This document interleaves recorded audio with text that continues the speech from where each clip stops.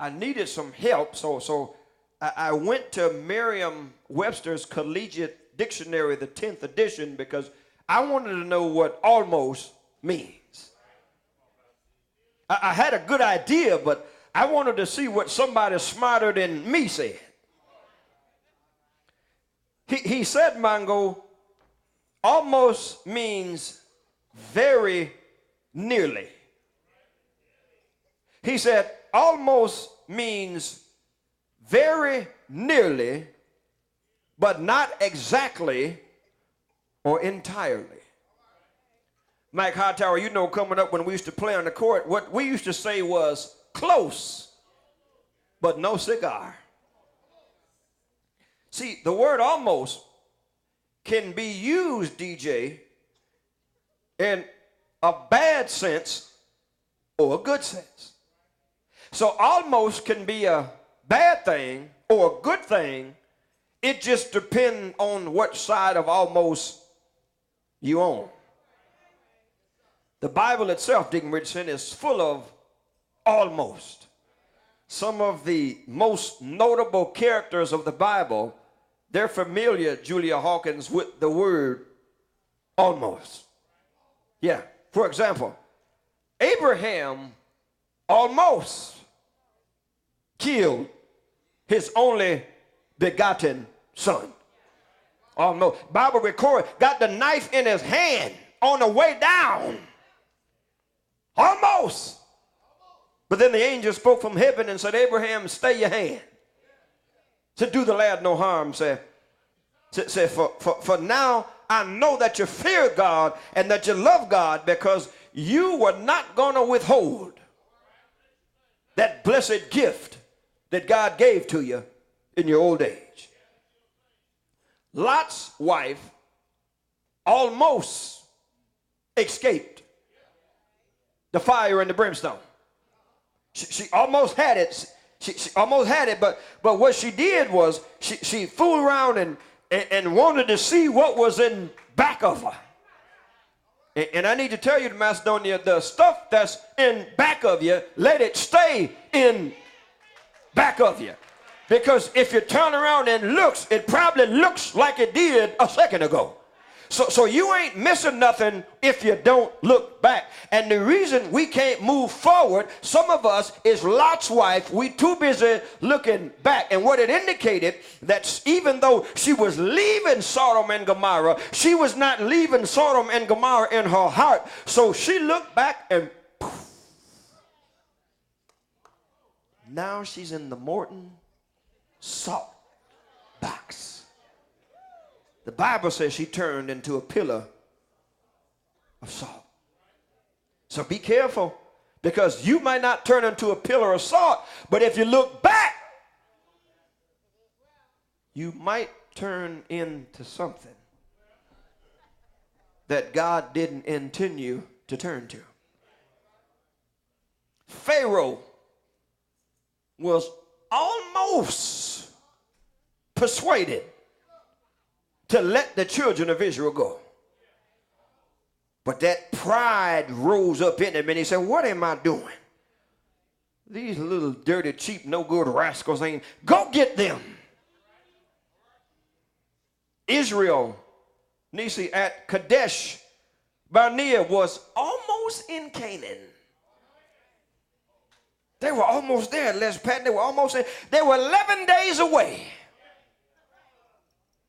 And it took them 40 years to get in there, because they disbelieved God, and he said, the carcasses will eat your souls in the wilderness. He said, nobody 20 years under 20 will get in. They were almost there, Brandon. Samson almost got away with deceiving Delilah, until she got the rubbing on him. She got the crying. It's right in there, y'all. I ain't making that. She said, Sam, you don't love me. She said, you tricked me not once. You didn't trick me twice. You tricked me 3 times. Baby, please, baby, please. And I'm not saying that. Y'all read the text. See, the Bible it's got some stuff in it. You don't need to watch Young and the Restless. Read this. The Bible says Samson got so sick of her voice, he said, "You vex me." And even though it's a secret, Kevin, and I'm not supposed to reveal it, I'm tired of you talking. He said, "I didn't check in this hotel for you to talk to me."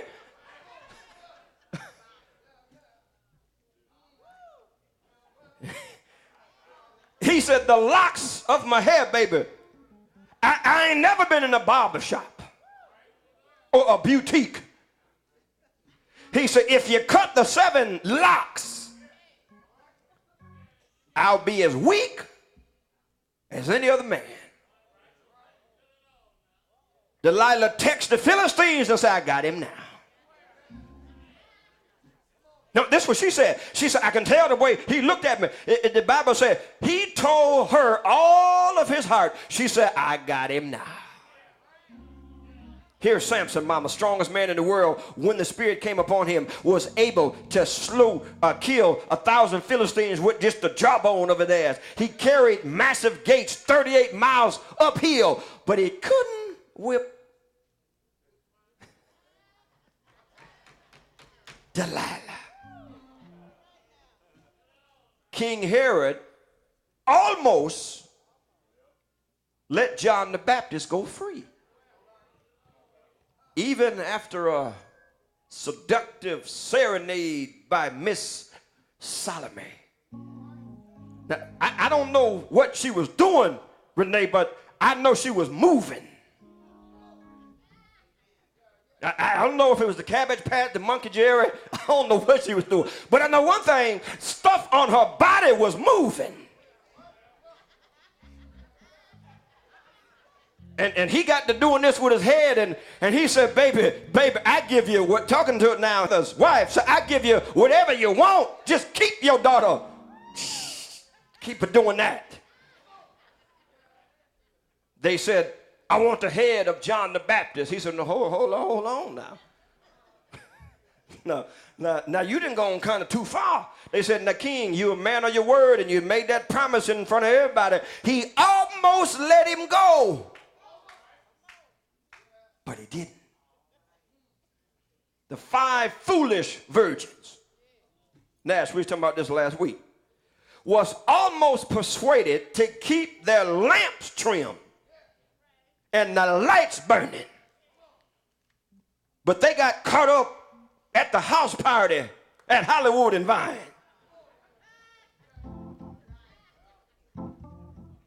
Yeah.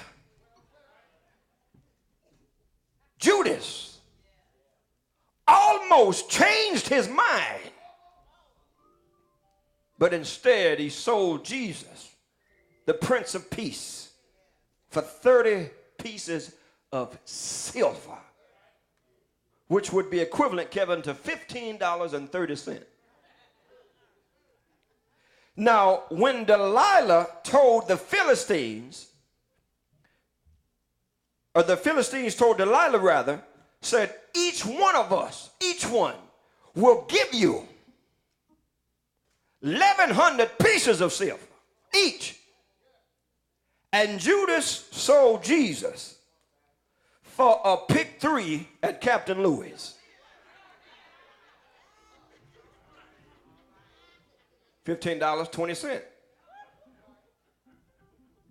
Pilate confessed Jesus' innocence.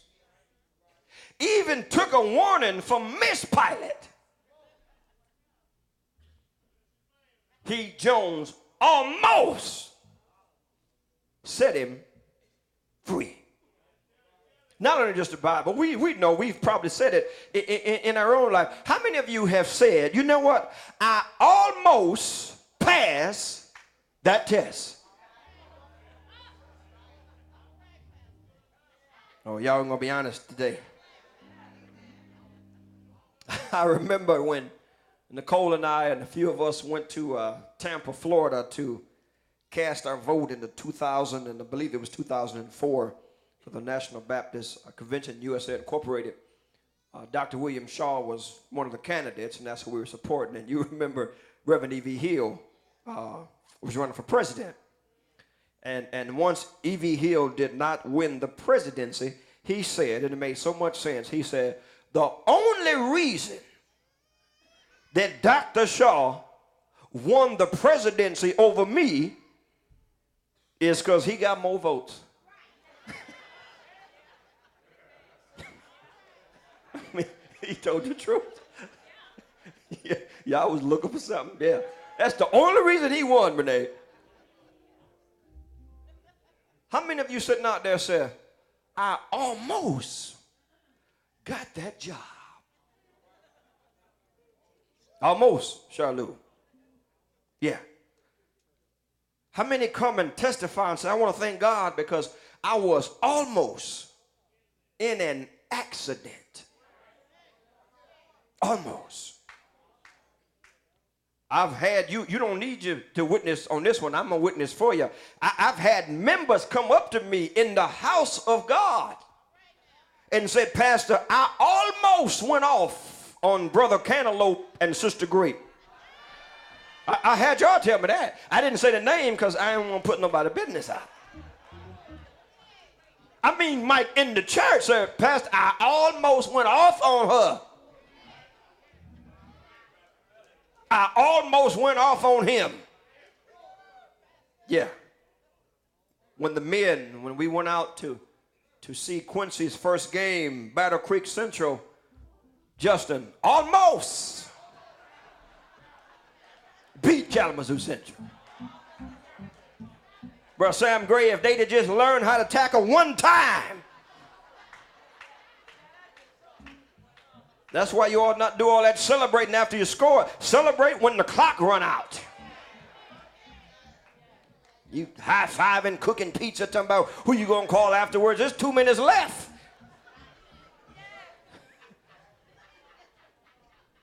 The last week, it was a good game, instant classic. Notre Dame, and Justin was there, almost beat Michigan. They did a little bit of almost yesterday on Michigan State. Last Sunday night, Tony Romo looked good for about 4 quarters and a few minutes. They almost beat the New York Jets. You really want to know about almost? Ask Al Gore. He was almost president of these United States, except they had some funny bushes in Florida.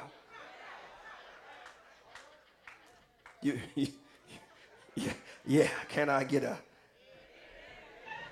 In all of these cases, what they were saying was very nearly, but not exactly or entirely. Very near, but not quite. And one of the things, see, the neighborhood I grew up in, you had to have strong skin. Yeah. That's why I'm so confident of myself today, because if you grew up where we would talk about each other like, ew, and then share a blow pop and a sandwich. I mean, we talk stuff on the court, Mike. No, you had to, and I think about it now, and I say, well, my God, they used to say things like, I could have been your father, but Kevin. Now, this is what they used to say. This ain't me. They said, I was almost your daddy, but the monkey beat me up the steps. Mike know what I'm talking about. That's what they said. You had to be, and you didn't fight. You just laughed and you got me. I went all the way to Lexington, Kentucky. Sitting in the office, a guy by the name of Bill Day came in, and he's telling everybody, he said, I was almost Timmy's brother-in-law. Then I had to check with Kim.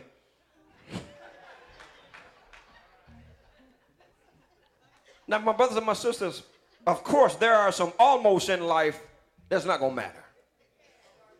But now, there is one almost in life that you don't want to find yourself on the